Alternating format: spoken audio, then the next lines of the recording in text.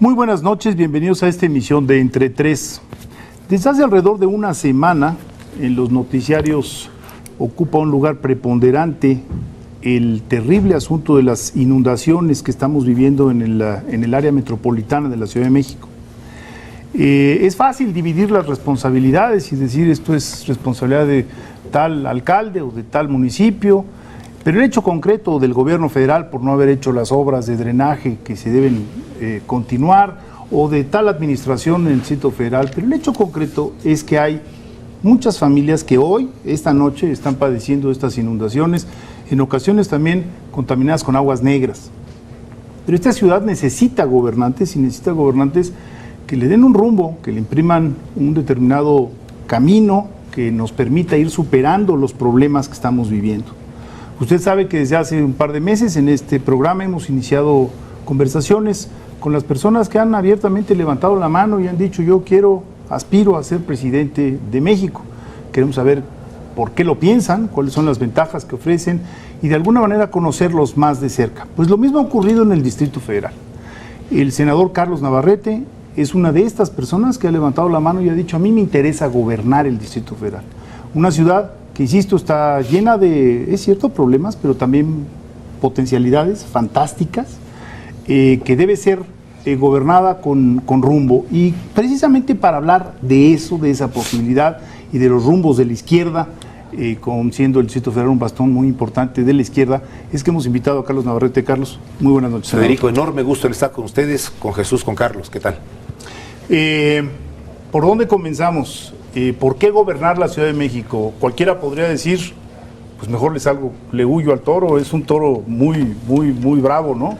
Primero debo decir que es un reto enorme aspirar, yo no digo ni siquiera gobernar, aspirar a enfrentar un reto del tamaño que es gobernar la Ciudad de México.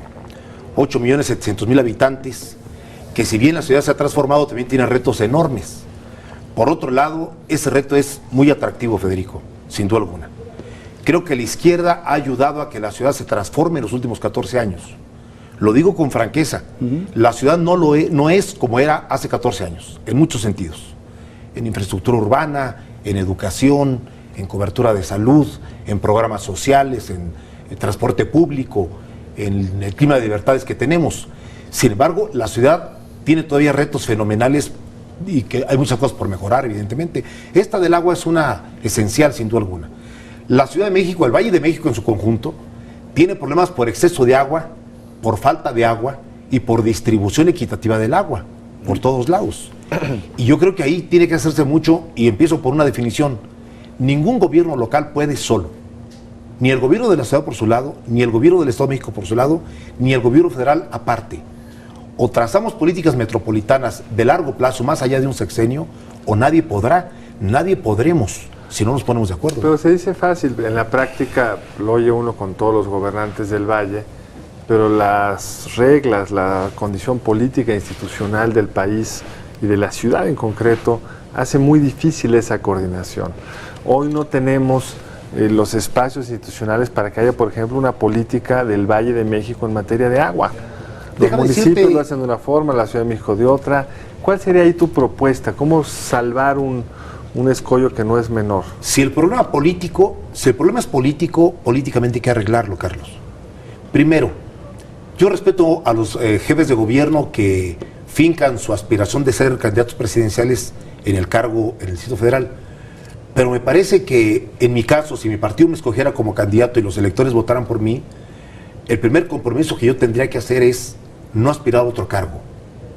Es decir, jefe de gobierno por 6 años y se acabó. No decir que de ahí hay que otra cosa. ¿Por qué? Porque necesitaría romper con este desencuentro entre el jefe de gobierno y el presidente en turno. La Ciudad de México ha pagado un alto costo por el desencuentro político del 2000 para acá. Les doy un dato. El último presidente que hizo una gira de trabajo por el Distrito Federal fue el presidente Zedillo en el 99, a la delegación Venustiano Carranza. Desde entonces, ningún presidente se para por la ciudad, no va al metro, no va al drenaje profundo, no va a ninguna parte. Pasa de Los Pinos a Palacio Nacional, al Campo Marte y se acabó. ¿Esto qué significa en la realidad? 8,000 millones de pesos menos al año para la Ciudad de México y muchas obras federales que no aterrizan aquí. Segundo lugar, Se necesita sentarse el jefe de gobierno con el gobernador del Estado de México a pactar un conjunto de temas y acordar un conjunto de temas: transporte, seguridad, medio ambiente, agua, basura. Y si tú eres al mismo tiempo jefe de gobierno y aspirante a, entonces se te cruzan los cables. Preferible decir, señores, si me eligen será por 6 años y se acabó, para poder tomar decisiones sin estar pensando en un futuro y para poder hablar con el presidente y con el gobernador del Estado de México en otros términos. Pero también pensar en el futuro es pensar en dar resultados. El hecho de que haya una aspiración política, que creo que es obviamente legítima, también puede tener un efecto de rendir buenas cuentas. Yo no le veo perversidad en la ambición de un alcalde, el gobernador de un estado que entiende que después de una gestión puede tener aspiraciones de otra encomienda, sobre todo y que lo decida el elector. Sobre todo en el contexto de no reelección. Es decir, donde no puedes hacer un buen trabajo y quedarte ahí. Sitio. Jesús, veo muy legítimo que alguien, absolutamente respetable, quiera hacer un buen papel en el cargo que tiene para aspirar a otro, calificado por los ciudadanos. Pero tengo la convicción, Jesús, que en la Ciudad de México hay un conjunto de decisiones que hay que tomar con valentía, con energía, sin autoritarismos, pero con energía, sin pensar cómo te va a redituar esto en el futuro inmediato. ¿Cómo qué decisiones, Carlos, crees que no se han tomado en estas dos administraciones perredistas porque los ocupantes del cargo querían ser presidentes? El tema del agua es un tema que requiere mucha inversión que no se ve, que no reditúa. El tema del agua tiene que ver con las tarifas que cobras, y hay que cobrarlas, y no cualquiera se anima a cobrarlas. Tiene que ver con la redistribución del agua en la ciudad. Tenemos zonas de la ciudad con tandeo, que un día tienen agua y 2 días no. Hasta 150 litros por persona cuando mucho. Y tenemos otras zonas de la ciudad que reciben agua diario y hasta 800 litros por persona diario. Hay una distribución inequitativa del agua en la ciudad. Pero ahora quítale a una parte de la ciudad estas cantidades de agua para redistribuirlas, a ver qué le pasa a ese personaje. Si está cuidando el futuro, no lo va a hacer nunca, Pongo un ejemplo. Además, yo entiendo por la aseveración que no es una opción de principios inmutables, sino dijiste, es que hay que romper un encadenamiento. No es que digas que en lo general todo aquel que esté en un puesto administrativo. No. Estás diciendo, en el Distrito Federal se ha presentado esta coyuntura. Andrés Manuel López Obrador fue candidato a la presidencia de la República. Cuauhtémoc Cárdenas, Marcelo Ebrard. Otros regentes lo intentaron. Entonces, También. esto no ha generado una buena dinámica de comunicación con las autoridades federales y las autoridades del gobierno del Estado de México, que son esenciales para poder hacer la chamba. Así lo entendí yo, más que... Y yo respeto que otros hayan tomado otra opción, me parece muy respetable. Yo no lo haría. Lo digo desde ahora, no lo haría. Ahora, hay un diseño equivocado, y es que las elecciones terminan, es decir, los ciclos administrativos empiezan y terminan en el mismo momento. Ese fue uno de los grandes errores de la reforma del 97. Pues, por eso, una solución es simplemente desempatar los ciclos. Ya no importa tanto si buscas la presidencia o que la buscarás mucho después. Para 2012 ya no hay tiempo, pero yo prefiero sentarme con el presidente de la República, con el gobernador del Estado de México, y decir, a ver, nos toca 6 años gobernar juntos, ¿cómo nos vamos a poner de acuerdo en políticas metropolitanas? Pero aquí hay una cosa que a mí me parece interesante, que es, digamos, esta determinación que es incluso en el momento de una pre-campaña, todavía sin ser candidato, en el momento en que se está buscando el respaldo de un partido y después el respaldo del electorado, que es que Carlos Navarrete está ofreciendo decisiones que pueden no ser particularmente simpáticas. Es cierto. Que no pueden ser particularmente generadores de aplausos y de entusiasmo, sino de mucha crítica. Y ese sí me parece que es una novedad. Agua. Lo que nos estás diciendo es que hay que cobrarla. Que hay que cobrarla con mayor... Hay que darla de buena calidad en cantidad y cobrarla, no regalarla. Hay que redistribuirla adecuadamente. Hay que empezar obras que puede ser que no terminen por ser útiles en 4 o 5 años, sino tardará más tiempo. ¿Cómo qué obras? Todas las obras de infraestructura de magnitud mayor, de contención, Carlos, no lo arreglas en 2 o 3 años. Claro. Tienes que hacerlo en todo el Valle de México con grandes obras de contención, de procesamiento, de reciclamiento, para garantizarle los próximos 40, 50 años a la ciudad. Y eso, si tú andas buscando aplausos y votos para el futuro, pues mejor no lo haces. Mejor te pones a hacer otra cosa mucho más atractiva. Y agrego otra cosa, son obras todas ellas que van por abajo de la tierra, que no son muy vistosas, a los que uno no le saca fotografías para la primera plana de un periódico. Tienes toda la razón. A ver, 35% del volumen del agua que entra al Valle de México se pierde en las fugas. Tienes que mejorar la red de distribución. A veces abriendo, a veces sin abrir, con las nuevas técnicas. Pero eso no se ve, se gasta mucho, causa muchas molestias, y cuando mucho, poco a poco, la gente irá viendo que le llega mayor cantidad de agua a su casa, pero no te reditúa en popularidad para el futuro, pero sí te reditúa en un buen gobierno, por ejemplo. Segundo elemento, yo quiero proponerle en su momento a la ciudad un rescate de las áreas públicas y de los espacios públicos. Me parece que el centro de la ciudad nos quedó muy bonito, muy atractivo, muy agradable, presumible. Pero me parece que requerimos ahora en la periferia de la ciudad, en Iztapalapa, en Iztacalco, en el Gustavo Madero, rescatar plazas, jardines, explanadas, alamedas, todo, para convertirlas en algo digno, con agua potable, con sanitarios, con vigilancia policíaca, con alumbrado público, con lugares para obras de teatro, para eventos deportivos juveniles. Y ahí estoy seguro que el gobierno no tiene recursos suficientes. Bueno, pues hay que convocar al sector privado para que le entre. En mi partido eso suena medio hereje, pero me parece que el sector privado debiera también participar en eso, porque es rescate de los espacios públicos para enfrentar temas de vandalismo y de delincuencia. Pongo un ejemplo muy polémico, lo voy a decir aquí con toda franqueza. El tema del grafiteo en la ciudad. El tema del grafiteo no es solamente la mala imagen pública, es el reflejo de algo más. Y los gobiernos de la Ciudad de México, yo entiendo que han tenido otras prioridades, pero me parece que llegó el momento de enfrentar ese tema con participación social de los gobiernos delegacionales, de las familias y los padres de familia, pero también con autoridad. Me parece que el daño en propiedad ajena que está generando en comercios, en escuelas, en casas, habitación, es terrible. Y el grafiteo ya está sobre las ventanas, sobre las puertas, sobre los muros, sobre los aparadores de los comercios. Tenemos que poner en orden eso. Ya hemos llegado casi a la conclusión de que, bueno, pues así, ese es un poco casi el costo de vivir en esta ciudad. No debe ser normal, tenemos que rescatar eso. Ahora, y eso a lo mejor no le gusta a muchos, pero hay que poner en orden eso. Pero hay otras medidas muy potencialmente impopulares. Todo lo que está sugiriendo requiere dinero. Y la medida de fin de administración de Marcelo Ebrard es cancelar la tenencia, que es la segunda fuente de recursos de la Ciudad de México, que es un impuesto progresivo, grava más a quien más tiene, que tienen carros más grandes y más carros.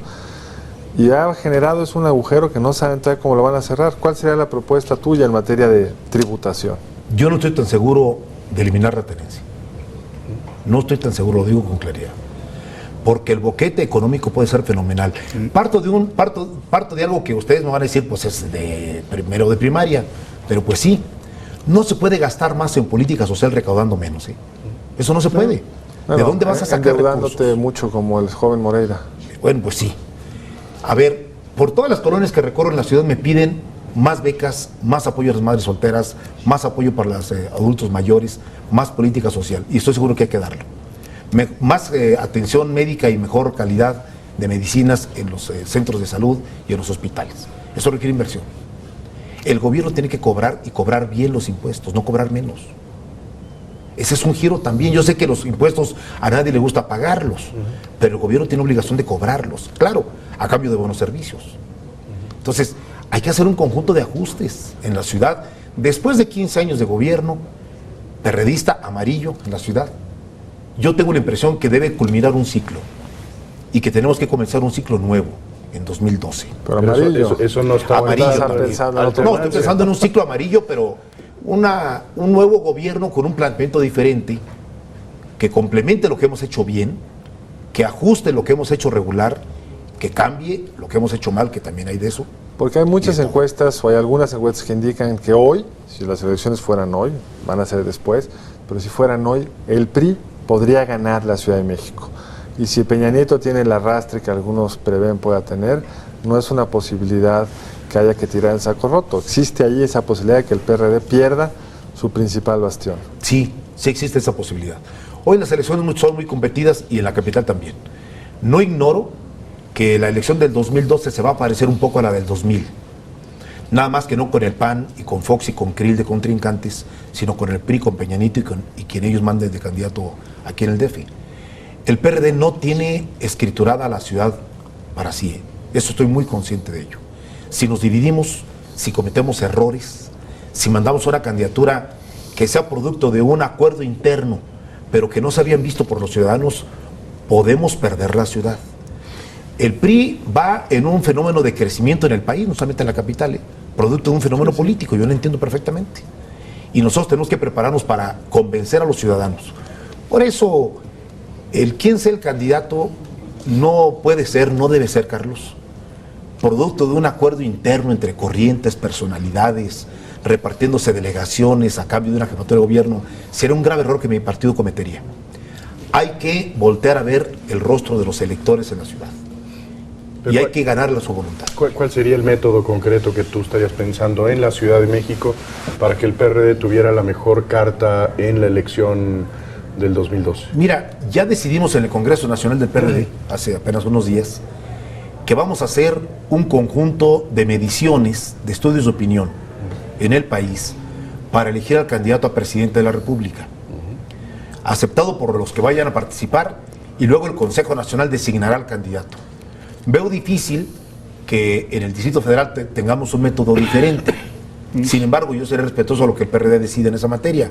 Espero que no nos equivoquemos, porque si en lugar de eso hacemos una elección que nos salga como un batidillo, y a nosotros nos sale con frecuencia eso en las elecciones internas, pues podemos perder 4 o 5 puntos nada más en el pleito interno. Y parto de otra cosa.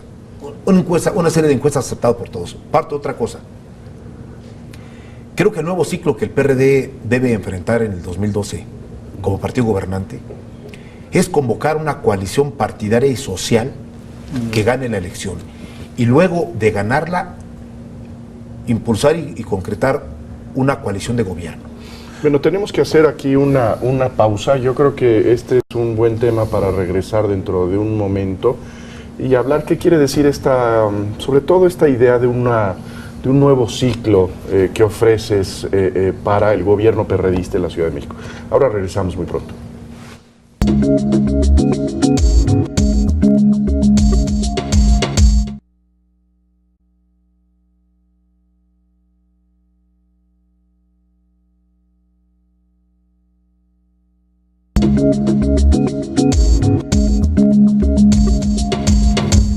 Estamos de regreso con el senador Carlos Navarrete, quien ha dicho: quiero ser jefe de gobierno de la Ciudad de México. Estamos discutiendo cómo, para qué.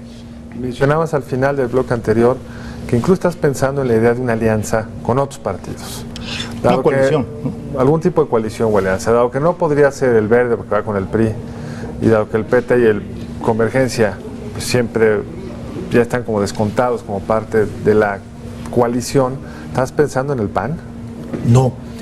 La coalición partidaria me parece que de manera natural es la del PRD, PT y Convergencia, pero creo que llegó el momento de ampliar la coalición, Carlos. ¿Con quién? Una coalición social, con agrupamientos, organizaciones, no solo las tradicionales del PRDismo, que las conozco muy bien. Yo creo que el PRD tiene que convocar a muchos que no son perredistas en la Ciudad de México, agrupados en colegios, en organizaciones, en asociaciones, para que participen, pero no solamente para llamarlos a las elecciones. De ganar este candidato y de ganar este programa, abrir la posibilidad de un gobierno de coalición en la ciudad. ¿Qué características tendría? Yo le diría a la ciudad: queremos el gobierno de los mejores, de los más capaces. No un gobierno de cuotas como ahora de alguna manera mi partido ha impulsado las cosas. Tú me apoyaste, te doy una delegación, te doy una subdelegación, una dirección. No importa el perfil, lo que importa es que yo pague cuotas. Yo prefiero plantear una coalición de gobierno o un gobierno de coalición en donde estén representadas sí las fuerzas partidarias que participaron con perfiles, sino también personajes, hombres y mujeres de la capital que no pertenezcan a los partidos, pero que se puedan hacer cargo de áreas específicas, y que el jefe de gobierno tenga la facultad de poderlos convocar porque lo dijo y lo avaló el elector. Y eso también rompe la presión interna de tu partido de quererse repartir el gobierno en cuotas. Me parece que eso vale la pena hacerlo. Y si en un régimen de una sola vuelta, el tercer lugar siempre queda como flotando sin mucho que hacer, digamos, con pocas posibilidades de ganar y de influir. Si este fuera el caso y el tercer lugar fuera el PAN y estuvieran compitiendo PRI y PRD, ¿estarías dispuesto a abrir tu coalición para sumar al PAN? Solo dependiendo de cómo nos fuera en la Asamblea Legislativa. Yo sí creo que se facilita mucho más tener mayoría legislativa. Lo he visto en el Senado durante 5 años. Si el PRD y sus aliados no lograran la mayoría en la Asamblea Legislativa y esto te dificultara enormemente, necesariamente tendrías que ampliar la coalición a otro partido que te ayudara a construir la mayoría legislativa y que te diera bases para la gobernabilidad. Por eso sería a nivel nacional realmente un cambio muy importante. Hay quien ya está postulando precisamente la necesidad de llevarlo al nivel federal.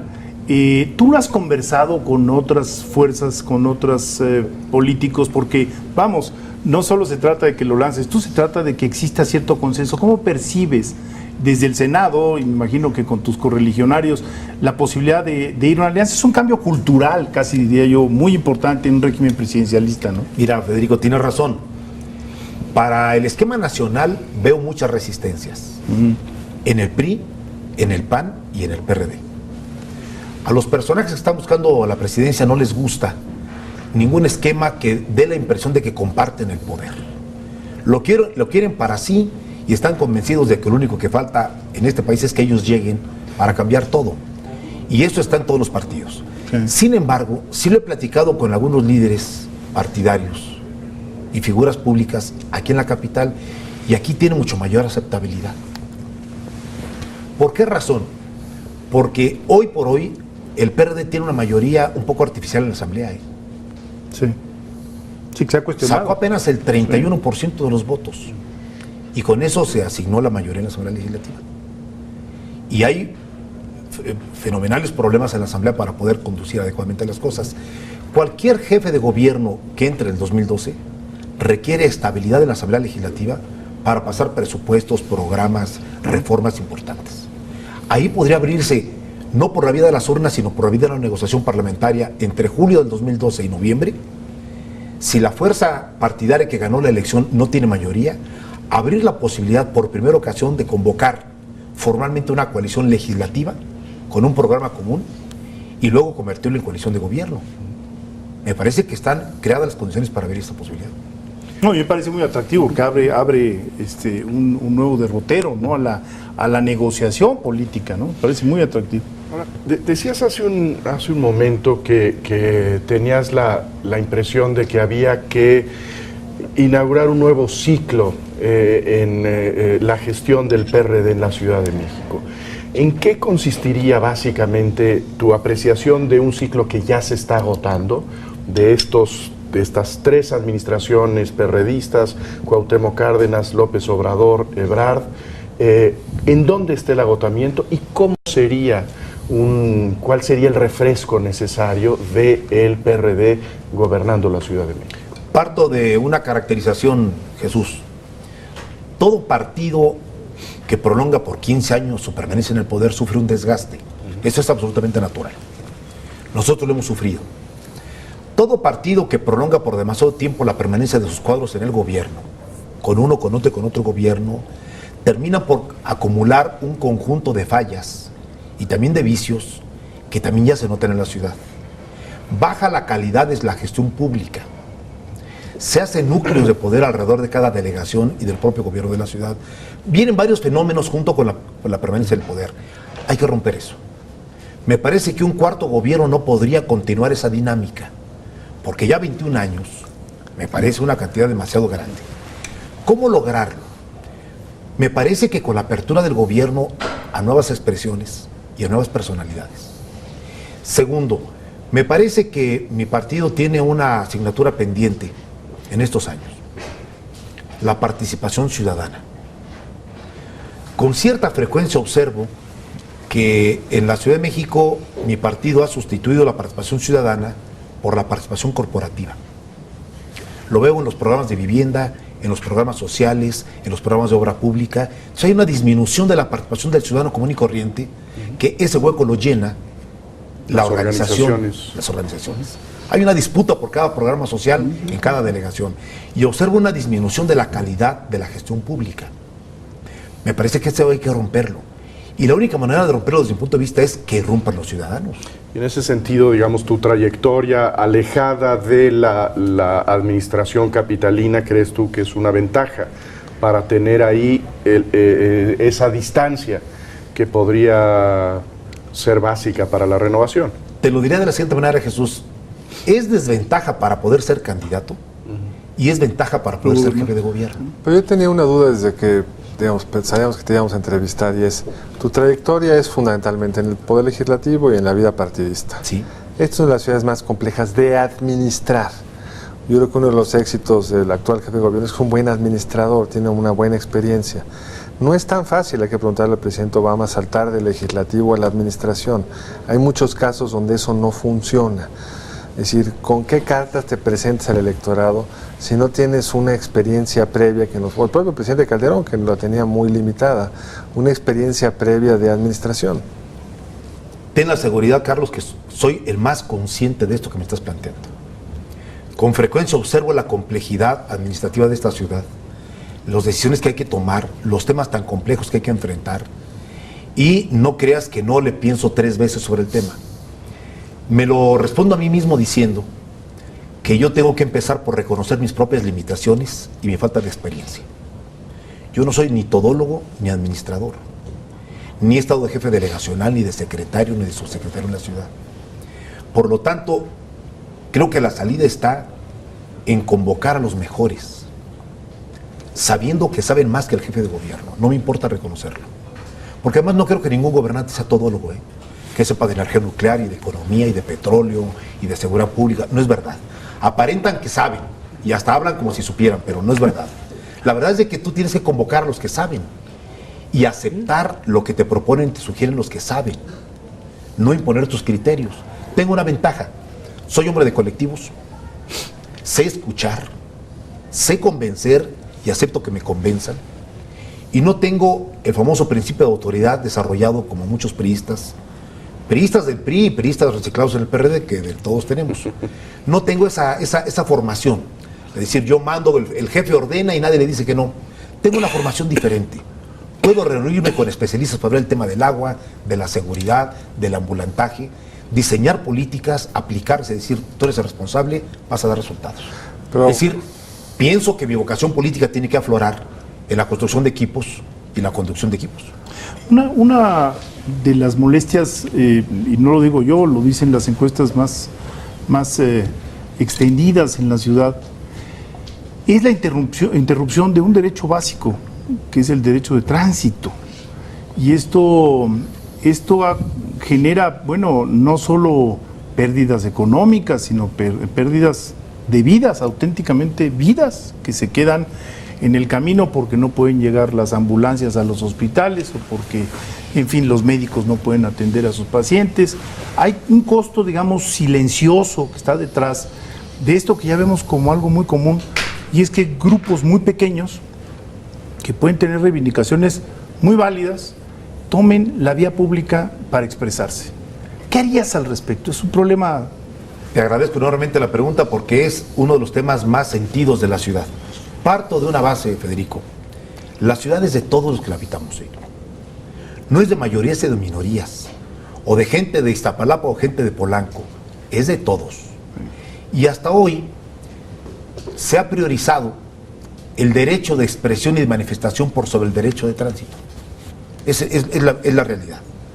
En aras de garantizar la más amplia libertad, esto ha sido así, con un elemento extra que no sé si ustedes hayan localizado. Lo que pasó en 68 y lo que pasó en 71 ha marcado a los gobiernos de izquierda desde el 97 para acá. Nada de autoritarismos, nada de mano dura, que yo comparto, pero creo que se nos ha pasado la mano en no poner orden. Me parece que es indispensable ya un nuevo pacto de convivencia para garantizar al mismo tiempo a quienes desean protestar y exigir sus derechos y quien desea circular con libertad. Se puede hacer. Lo he visto en París, lo he visto en Santiago de Chile, lo he visto en varios países del mundo, donde el derecho de manifestación se garantiza por ciertas rutas y por ciertos lugares a ciertos lugares. no bloqueando las avenidas. ¿Qué pasa si un grupo decide bloquear las avenidas y no quiere usar la mano dura? O sea, ¿qué harías tú con Luz y Fuerza hoy que está del sindicato? Cuando hay un acuerdo y una ley que lo establece, hay que aplicar la ley. La ley está hoy ya, la Constitución dice que no puedes bloquear calles, que no puedes ni siquiera proferir insultos en una manifestación, tiene que ser educada. Está en el pacto constitucional y no se aplica. En la norma constitucional, pero no está normado en la Ciudad de México al detalle. Te pongo un ejemplo. Las manifestaciones son muy comunes en el Paso de la Reforma. Y cuando Paso de la Reforma se bloquea, hay una onda expansiva que te bloquea varias partes de la ciudad. Pero Paso de la Reforma es muy ancha. Puede perfectamente combinarse los carriles centrales para la circulación con los carriles laterales para manifestaciones. Pongo un ejemplo. En un acuerdo y una aplicación de la ley. Hay plazas donde se puede hacer. Bueno, yo mismo impulsé que la plaza Luis Pasteur, que está afuera del Senado, la dedicáramos para manifestaciones. La estamos arreglando. Propongo que haya agua potable, sanitario y hasta sonido. Que los manifestantes, en lugar de ponerse sobre Reforma, se vayan a la plaza y expresen lo que tengan que expresar. Sí, pero el manifestante quiere el bloqueo porque es lo que le da la presión. Es lo que no puedes permitirle en un acuerdo, decir no. Porque si eres 500 o 1000 o 5000 no puedes afectar a 300,000. ¿Y estarías dispuesto a usar la autoridad para...? Me parece que ahí la autoridad tiene que usar menos dura. Ejercer la ley. Previó un acuerdo y una ley que la Asamblea sancione. A muchos compañeros del PRD puede no gustarles esto, porque son organizadores, entre otras cosas, de muchas manifestaciones. Pero también escucho yo a los ciudadanos. Escucho yo a la clase media, escucho a la gente que se transporta en transporte público o privado y que se oigan, ya pongan orden. Porque la verdad, cada vez que hay manifestaciones y se dice por la radio, parece que dice que va a haber balazos en Reforma, Ya nadie quiere salir en la tarde, se resguarda, no quiere ir al centro. Sí, nos ha trastocado la vida cotidiana de la ciudad y a veces lo vemos hasta normal. Oye, mañana hay manifestación, no vayas al centro, Mejor no salgas. Tenemos que poner orden en eso. Ahora, el Distrito Federal de alguna manera también es un sitio de convivencia, como tú lo acabas de decir, de estratos sociales con muy diversos ingresos, muy diversas inquietudes, diversos reclamos. Y en los últimos años, desde que Andrés Manuel López Obrador llegó al poder, bueno, aquello de primero los pobres, yo creo que tenía, digamos, un sentido social, de reivindicación social válido, pero no tenía un defecto, y es que no habría la negociación a otro tipo de sectores. Y tú ahorita acabas de decir una expresión que es clave en esto: clases medias. Al final del día, las clases medias en México son centrales en la Ciudad de México. ¿Cuál es tu posición frente a ellas? Muy categórica, muy franca, Federico. Esta ciudad requiere que quien está en el gobierno atienda a los de menores ingresos, hasta 5 salarios mínimos, que es la mayoría de la población. Programas sociales, vivienda, salud, educación, becas, seguridad, un conjunto de cosas. Hay que seguirlo haciendo. Yo soy partidario de la red de protección social que hemos construido. Pero me parece que llegó el momento de visualizar, llamar y hacer participar a la clase media de la ciudad, que es una gran clase media, por cierto. Es una clase media aspiracional, es una clase media del esfuerzo, del trabajo, que responde muy bien a los programas de seguridad, de basura, de alumbrado público, de mejoramiento de las viviendas, que trabaja, que se esfuerza, que lleva a sus hijos a la escuela, que quiere tener una vida mejor. Hay que incorporarlos.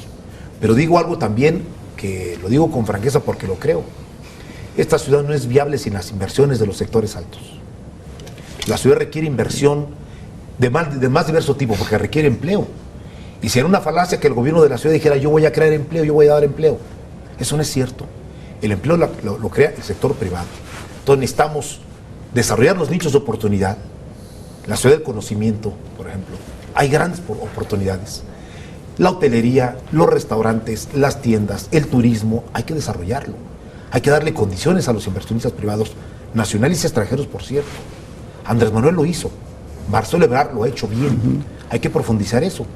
Y me parece que, por lo tanto, un jefe de gobierno, más que ser el jefe de gobierno de un sector de la población contra otros, tiene que ser lo de todos. Atender a los sectores de menores ingresos, atender a la clase media y también atender al sector alto de ingresos. Pero tenemos que hacer una pausa. Regresamos muy pronto a seguir hablando con el senador Carlos Navarrete.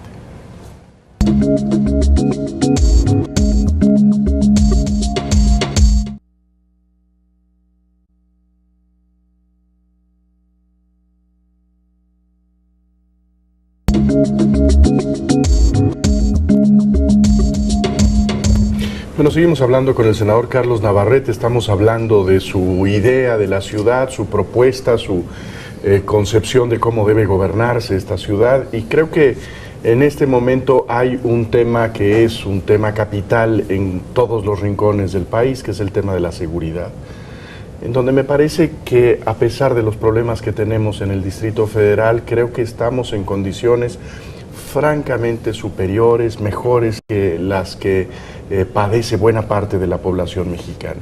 ¿Cuál sería tu diagnóstico del tema de la seguridad? ¿Cuáles son los peligros que tenemos? Porque esto se puede derrumbar muy pronto, como sucedió en Monterrey. ¿Y qué propondrías tú para cuidar lo que tenemos y mejorar en términos de seguridad? Primero, Jesús, coincido con tu diagnóstico. La ciudad está mejor que más que 20 estados de la República, sí, afortunadamente. Tiene explicaciones, por cierto. La red de protección social que hemos construido aquí en la ciudad explica mucho eso. El hecho de que hayamos cuidado a la policía es fundamental. Yo puedo hacer una declaración categórica. Los policías de la ciudad no están en las nóminas de los delincuentes. Es una gran ventaja. Se les ha mejorado el salario, las condiciones sociales, las becas para sus hijos. Ahora, interrumpiendo en esto, ¿cuál es tu impresión del episodio tan escandaloso de hace unas semanas de estas mujeres que insultan, que maltratan, que vejan a unos policías, insultándolos y siendo esto registrado? ¿Cuál es tu Me parece impresión? que actuaron correctamente los policías. Me parece que actuaron con inteligencia por instrucciones del secretario. No se van a quedar en la impunidad. Ya se localizó una de ellas, está localizándose la otra, para que pase con ella lo que tenga que pasar. Pero me parece que haber utilizado ahí la fuerza en términos normales hubiera sido un escándalo de estas proporciones. No ameritaba una acción de fuerza categórica y creo que actuaron con prudencia. Pero déjame decirte una cosa, Jesús. Todo lo que hemos hecho bien no nos blinda totalmente de que nos pueda estallar un brote de violencia en cualquier momento. Es más, digo otra cosa. Siento que tenemos a la delincuencia ya en las goteras de la ciudad. No podría ser de otra manera si estamos rodeados de los estados que estamos rodeados. Guerrero, Morelos, Estado de México, Michoacán, en donde la delincuencia se ha desbordado sin duda alguna. Me parece que la ciudad tiene que tomar medidas extraordinarias para mantener los niveles de seguridad que tenemos. Lo que la policía está haciendo va bien y hay que profundizarlo.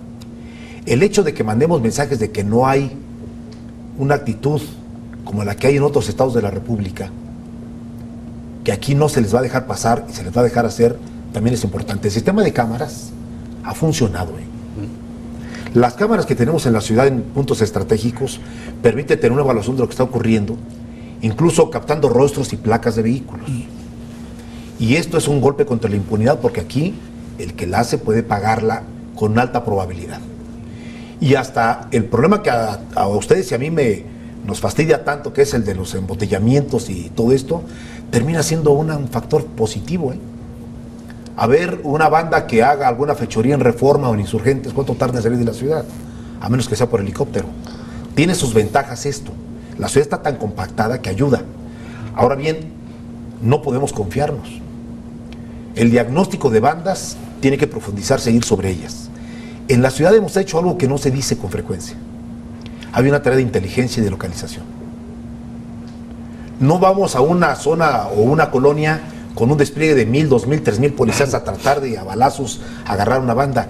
Se está haciendo tareas de inteligencia, de localización, de quiénes son, quiénes las dirigen, en dónde actúan y se están dando golpes certeros.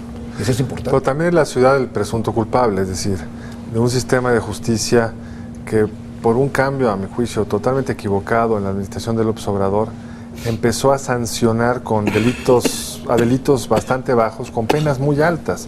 Las cárceles metropolitanas están sobre todo llenas de jóvenes que robaron menos de 5,000 pesos sin violencia. Y ahí las sanciones han sido inusualmente fuertes, sobre todo para un gobierno de izquierda. ¿Cómo conciliar, digamos, un sistema que castiga, pero no castiga a quienes no tendría que estar castigando, no castiga además a quienes cometieron un delito relativamente menor? Mira, Carlos, hace 8 días el rector de la universidad, de la UNAM, nos presentó el documento que desde la UNAM se construyó con las 36 propuestas. El grupo parlamentario del PRD en el Senado lo ha hecho propio. lo ha hecho propio para impulsarlo en las reformas correspondientes que nos toca como Senado. Varias de las medidas que están ahí propuestas son totalmente aplicables al Distrito Federal. Una de ellas es esta. No podemos estar penalizando con una alta penalidad delitos menores. Tenemos que hacer una reforma de la justicia en el Distrito Federal, sin duda alguna. Por cierto, junto con una reforma administrativa integral. Esto de presunto culpable y otras cosas que yo he visto aquí en la ciudad, nos dicen que hemos avanzado en varias cosas, pero en otras cosas no. Todavía tenemos varias áreas de la administración que dijéramos como si estuviéramos en una oficina del gobierno de Cuba, ¿no? Como de hace 40 años. ¿Cómo cuáles? Hay varias oficinas en donde tú entras y hay escritorios verdes de esos metálicos con montones de expedientes arriba, con cajas arriba abajo, con la gente trabajando en los pasillos, con la burocracia de hace 40 años.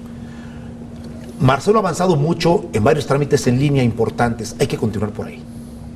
Hay que sanear mucho de los trámites, de las gestiones. Te pongo un ejemplo, el registro público de la propiedad. Hay que modernizarlo. Ahí tenemos un serio problema. La Junta Local de Conciliación, hay que modernizarla.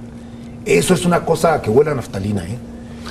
Ahora, Carlos, tú eres un hombre de izquierda, de veras. Es decir, no de hace poco tiempo, sino No, de hace 36 años, Federico. muchos años. Y la Ciudad de México, yo creo que para bien se ha convertido en un referente de la izquierda en nuestro país. Ha sido la punta de lanza en una serie de discusiones, algunas de ellas muy espinosas. Estoy pensando, por ejemplo, la interrupción del embarazo. Estoy pensando, por ejemplo, las parejas del mismo sexo. Estoy pensando en la muerte digna. Asuntos, aquí vemos varios en la mesa que los hemos apoyado públicamente. De alguna manera se ha convertido en un muy útil laboratorio de reflexión de una izquierda moderna, de una izquierda democrática, de una izquierda diferente, y sobre todo cuando el gobierno federal ha estado en los últimos 10 años en manos de la derecha. ¿Cómo visualizas, si llegaras al gobierno del Distrito Federal, cómo te imaginas esta otra misión que tiene más que ver con la política, ¿no? Mira, Federico, yo me asumo públicamente como un político socialdemócrata. Lo asumo claramente y lo puedo argumentar por qué. Soy un político de izquierda que ha venido evolucionando en los últimos 20 años, porque el mundo cambió y nuestro país cambió con él. Tengo una convivencia a veces un poco áspera dentro de mi partido, con visiones del siglo XX, de los años 70 del siglo XX, en la economía y en muchas áreas más. Pero me parece que Marcelo ha logrado ponerle un sello socialdemócrata a su gobierno, aunque no le diga así. Pero las políticas que Marcelo ha aplicado son esas, sin duda alguna. Este gobierno que Marcelo dirige es un gobierno de izquierda avanzada, de izquierda del siglo XXI, que yo quiero continuar. Ahí no tengo ninguna duda. Profundizar en las libertades, derechos de tercera generación, apertura, convivencia con el capital privado, exportación, comercio, visión moderna, sector privado invirtiendo. No soy estatista, ya no lo soy. Lo fui en mi juventud, ya no lo soy. Ahora, una de las, digamos, en la teoría económica cada vez hay más énfasis en que la riqueza de un país, la capacidad de generar riqueza en un país no se explica tanto por el país en su conjunto, sino por las ciudades. Es decir, Francia es fundamentalmente lo que sucede en París, Inglaterra lo que sucede en Londres. Y esto tiene un efecto positivo o negativo en el resto del país. Uno lo puede ver, la cantidad de actividad económica que en muchos países está concentrada alrededor de sus principales ciudades. En algún sentido, la Ciudad de México ha fallado en los últimos años en ser esa punta de lanza. No ha acabado de hacer la transformación de la vieja ciudad que estaba rodeada por toda esta industria de sustitución de importaciones a una ciudad que sea capaz de generar mucho más valor agregado, el que está generando, aprovechando que aquí están una buena parte de nuestras universidades, de nuestros investigadores, de la conectividad, del poder de compra. ¿Cuál es como la visión del senador Navarrete desde el punto de vista de su programa económico para la ciudad? Primero, Carlos, diría que la ciudad, yo creo que ha contribuido mucho con el país. En medio de lo que ha ocurrido los últimos 12, 15 años, la Ciudad de México se ha caracterizado por estar en la vanguardia en muchos temas. Pongo un ejemplo. Tenemos un desempleo a la mitad de la media nacional aquí en la ciudad. Tenemos un acceso a educación media superior por encima del resto del país. Tenemos actividad económica y una capacidad de recuperación extraordinaria que se nota. Tenemos nichos económicos muy importantes. Es decir, la ciudad sí ha hecho sus esfuerzos por estar a la vanguardia. Pero sigue siendo un proyecto el ser esta ciudad del conocimiento, sigue siendo una idea en donde desde luego que hay una plataforma de la cual se puede construir, pero hay mucho pendiente para hacer de esta ciudad, digamos, la maquinaria que está imaginando Carlos. ¿Qué podría hacer desde las herramientas de la alcaldía de la Ciudad de México el gobierno para proyectar a esta ciudad como esta ciudad del futuro? Regreso, Jesús, al planteamiento político original. El presidente de la República que toma posesión el 1 de diciembre del 2012. El 5 es la ciudad. El 5 es la ciudad, sí. Ya tengo muy fija la fecha. El presidente que toma posesión el 1 de diciembre del 2012 deberá ser un presidente para los 31 estados, pero también para la capital de la República. De eso tiene que encargarse el jefe de gobierno próximo, por cierto. Y por lo tanto, un conjunto de proyectos de esta naturaleza tiene que ir de la mano con el gobierno de la República. Es decir, no se trata de enfatizar el contraste, la oposición, No. la diferencia entre un gobierno y otro. Me parece que tendríamos que hacer un esfuerzo, no solamente de convivencia, que estamos obligados, sino de colaboración y de proyectos conjuntos, de muy diverso tipo. Yo asumo que la ciudad no tiene capacidad para enfrentar proyectos de largo plazo, ni recursos económicos tampoco. Y que o es el gobierno federal quien entra, además con toda justicia. Somos 8.700.000 habitantes aquí, 8.800.000. No puede ser que digamos, nosotros podemos solos. No, no podemos solos. No es pedirle un favor. Ni es un pedir un favor, oiga, señor presidente, ¿por qué no me ayuda? No. Señor presidente, vamos a ver esta parte de la población mexicana, cómo va a ser atendido por el gobierno federal. En muchas áreas, educativas, de salud, del tema de la basura, de vivienda, de la renovación de todo el tejido de la red eléctrica, por ejemplo, que son inversiones mayúsculas que requerimos. Todo el tema económico tenemos que hacerlo conjuntamente. Aunque el presidente fuera tachado porque la elección fuera complicada como ilegítimo por tu partido. Espero que no se dé el fenómeno del 2006. Pero en cualquier circunstancia, la ciudad no puede quedar presa de un desencuentro político, Carlos. Me parece que el costo ha sido alto. No quiero decir quién tuvo la culpa porque me meto en otro berenjenal. El hecho concreto es que desde el 99 no hay un presidente haciendo giras por la ciudad. Entonces eso no puede ser.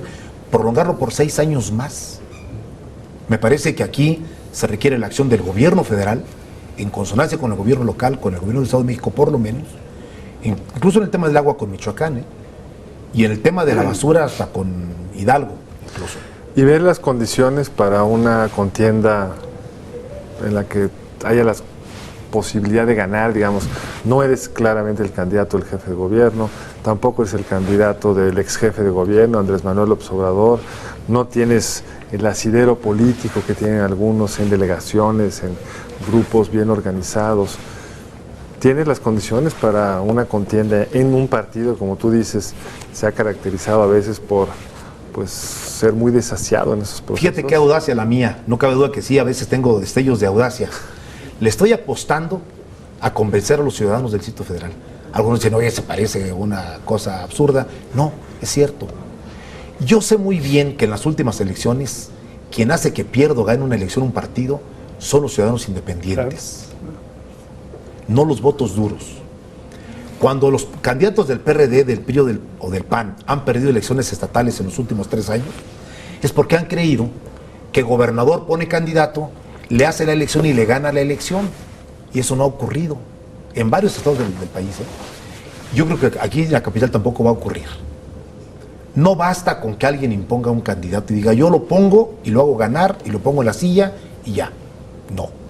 Aquí el 51% de los electores del Distrito Federal son independientes.